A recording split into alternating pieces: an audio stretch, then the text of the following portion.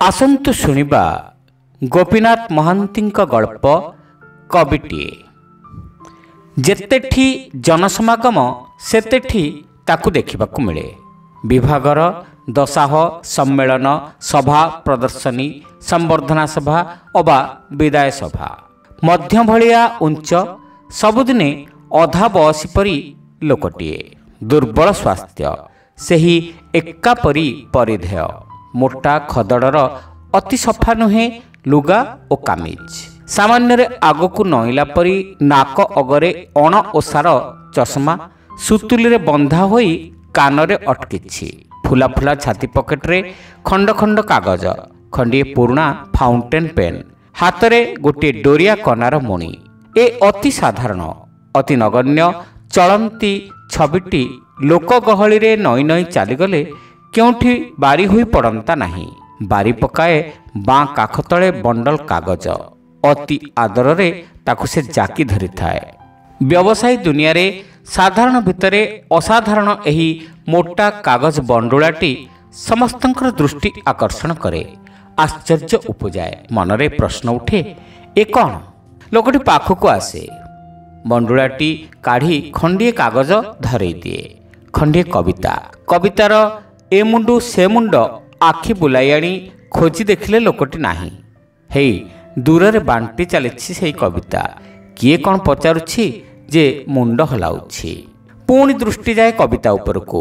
ବିକୃତ ଭାଷା, କେତେଠି ସଂସ୍କୃତିଆ, କେତେଠି କଞ୍ଚା ଜାତିପାତ ପାଇଁ ପ୍ରଗାଢ଼ ଅଧ୍ୟବସାୟ। ପରିସ୍ଫୁଟ ବିପ୍ଳବ ତଳେ ବୃକ୍ଷଗବ ଡାଙ୍ଗ ସରୁ ସରୁ, ସ୍ଥାନେ ସ୍ଥାନେ ଗଣ୍ଠ ଗଣ୍ଠିଆ କବିତାର ଗଛ। ଅନ୍ୟ ସ୍ଥାନରୁ ଆସିଥିବା ନାନା ବାକ୍ୟାଂଶ, ନାନା ଭାବ ସେଥିରେ ବାୟା ବସା ପରି ଦୋହଲୁଛନ୍ତି। ନାନା ଦିଗ୍ଦେଶାତ୍ ଆଗତ୍ୟ ପକ୍ଷିଣ ସ୍ତତ୍ର ନିବସନ୍ତି ପରି। କାହାର ବିଭାଗର ଆଶୀର୍ବାଦ ସଙ୍ଗୀତ, କାହାର ଦଶାହ ରାଗ ଚିନ୍ତା ଦେଶାକ୍ଷ। କେଉଁଠି ସମ୍ମିଳନୀ, ଆଜି ଏ ଆନନ୍ଦ ଦିନେ ଛାତି ଉଠୁଅଛି ମାତି। ତଳେ କବିଙ୍କର ନାମ ଶ୍ରୀ ଦିଗମ୍ବର ଦାସ ଓ ତା ତଳେ ଇଂରେଜୀରେ ଛପା ପୋଏଟ୍ ଲରିଏଟ୍। ପୋଏଟ୍ ଲରିଏଟ୍ କିଏ ଦେଲା ଏ ପଦବୀ? ପଚାରିଲେ ଅତି ବିନୟୀ ହୋଇ ସେ କହନ୍ତି, ଲାଟ ସାହେବ ଦେଲେ। ତାଙ୍କ ଦେହ ମୋହର ଅବସ୍ଥା ଦେଖି ଆଉ ପ୍ରଶ୍ନ ସ୍ଫୁରେ ନାହିଁ। ନୀରବରେ ବାକ୍ୟବହୁଳ ସଲଜ୍ଜ ହୋଇ ସ୍ପର୍ଦ୍ଧିତ। ବିନୟରେ ନଇଁ ପଡ଼ିଲେ ବି ଗର୍ବରେ ଟାଣ ଦିଶେ ମୋହର ଛବି। ତେଣୁ ପ୍ରଶ୍ନ ଆଉ ଭାଷା ପାଏ ନାହିଁ। ଲାଟ ସାହେବ? କେଉଁ ଲାଟ ସାହେବ? ଓଡ଼ିଆ ସାହିତ୍ୟରେ କେଉଁଠୁ ତାଙ୍କର ପ୍ରବେଶ? ହେଇ ବୁଲୁଛନ୍ତି କବି, ଜଣକଠାରୁ ଆଉ ଜଣକ ପାଖକୁ। ପ୍ରତ୍ୟେକଙ୍କୁ ବାଣ୍ଟୁଛନ୍ତି କାଗଜ ତଳ ବଣ୍ଡିଲରୁ ଖଣ୍ଡେ ଖଣ୍ଡେ। କିଏ ଥରେ ଚାହିଁ ଦେଇ ତଳେ ଫୋପାଡ଼ି ଦେଲାଣି।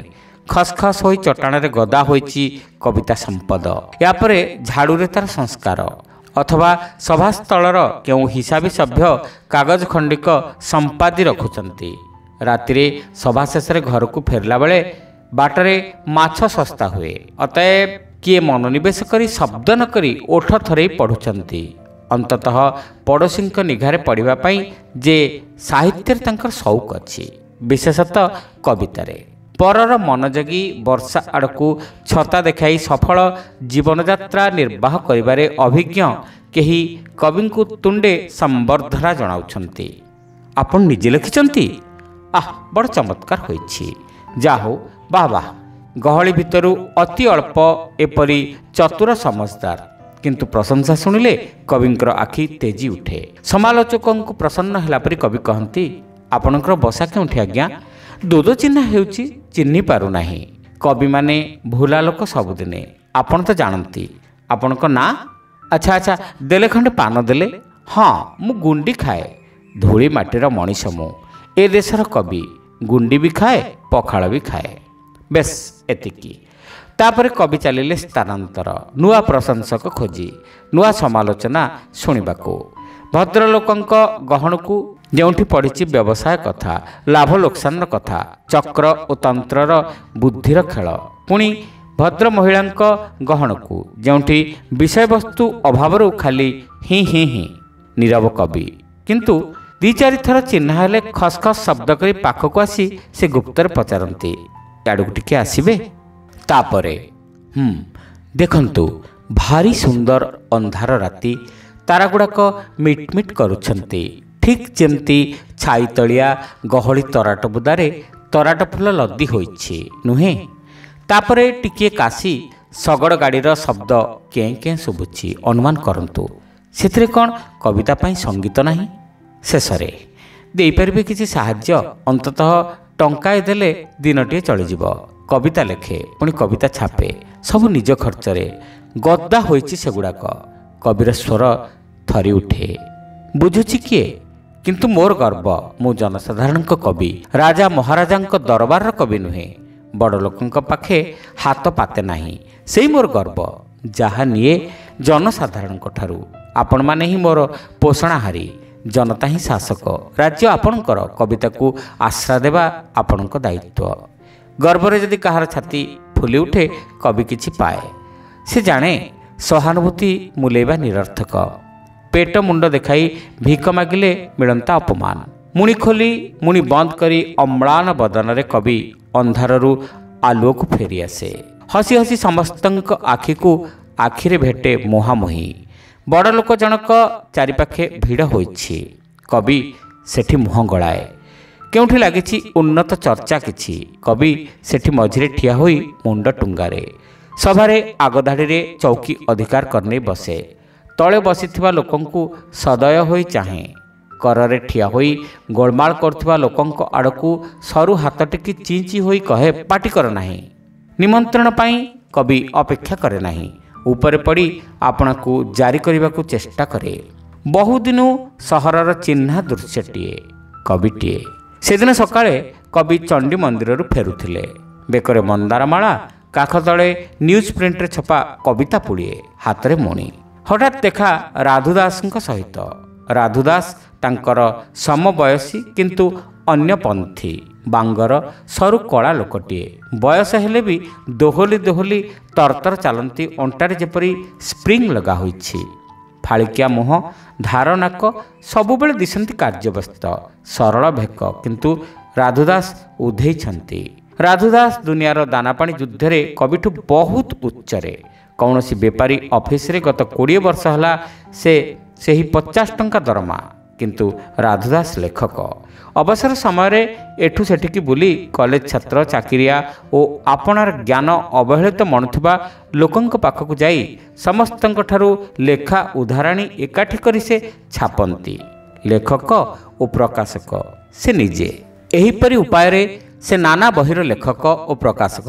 ଛାତ୍ରଙ୍କ ବ୍ୟାକରଣ, ପ୍ରବନ୍ଧ ପ୍ରଭାକର, ସରଳ ଅନୁବାଦ ଶିକ୍ଷା, ରାଷ୍ଟ୍ରଭାଷା ଶିକ୍ଷା ସୋପାନ, ପ୍ରତ୍ୟେକଙ୍କ ହୋମିଓପାଥି, ଘର ଡାକ୍ତର, ଅକ୍ସନ ବ୍ରିଜ, ଦେଶ ବିଦେଶର ଢଗଢମାଳି, ଇଂରାଜୀ ଭାଷା ଗନ୍ତାଘର, ଜଡ଼ିବୁଟି ଇତ୍ୟାଦି ବହିର କାଟତି ଭଲ ହୁଏ। ରାଧୁଦାସ ତରତର ହୋଇ ବୁଲନ୍ତି ନୂଆ ଜ୍ଞାନ ଆହରଣ କରିବା ପାଇଁ। ଏଇ ରାଧୁଦାସଟା ଦେଖିଲେ କବିର ନାହିଁ ଡିଏଁ। ମୟୂରପୁଚ୍ଛ ଖଞ୍ଜି ଦେଇ କାକ, ତଥାପି ଦୁନିଆ ତାକୁ ପ୍ରଶ୍ରୟ ଦିଏ। ରାଧୁଦାସର ବହି ସଂସ୍କରଣ ପରେ ସଂସ୍କରଣ ଛପା ହୁଏ। ରାଧୁଦାସ ଧନୀ ହୁଏ। ଦେଖାହେଲା ମାତ୍ରେ ମନେ ମନେ ରାଗି ଯାଇ ସାରିଥିଲେ କବି। ଦେବୀଙ୍କ ପାଖେ ପୂଜା ଜଣାଇବା ବେଳର ମନର ପ୍ରଶାନ୍ତି ତାତି ହୋଇ ଉଡ଼ି ଯାଇ ସାରିଥିଲା। ଦେବୀଙ୍କ ପାଖେ ପୂଜା ଜଣାଇବା ବେଳର ମନର ପ୍ରଶାନ୍ତି ତାତି ଉଡ଼ି ଯାଇ ସାରିଥିଲା। ତଥାପି ଭଦ୍ରତା ଖାତିରରେ କହିଲେ, କିହୋ ଦାସେ, କୁଆଡ଼େ? ଛେଳି ଗୋଡ଼ରେ? କୁଆଡ଼େ ଆଉ ଧନ୍ଦାରେ ବୁଲୁଛି। ଆମେ କ'ଣ ତମ ଭଳି କବି ହୋଇଛୁ? ଏତେ ପରିଶ୍ରମ କରୁଛ, ଭଲ ସାହିତ୍ୟ କିଛି ଲେଖନ୍ତ ଭଲା। ଖାଲି ଅପାଳ ପାଉଁଶ ଗଦା ଗଦା, ମରିଗଲେ ରହିବଟି? ଆରେ ବାବୁ, ଏଇ ଅପାଳ ପାଉଁଶ ଗଦା ଗଦାରେ ହିଁ ଭଲ ପାଳୁଆ ବାଇଗଣ ଫଳେ।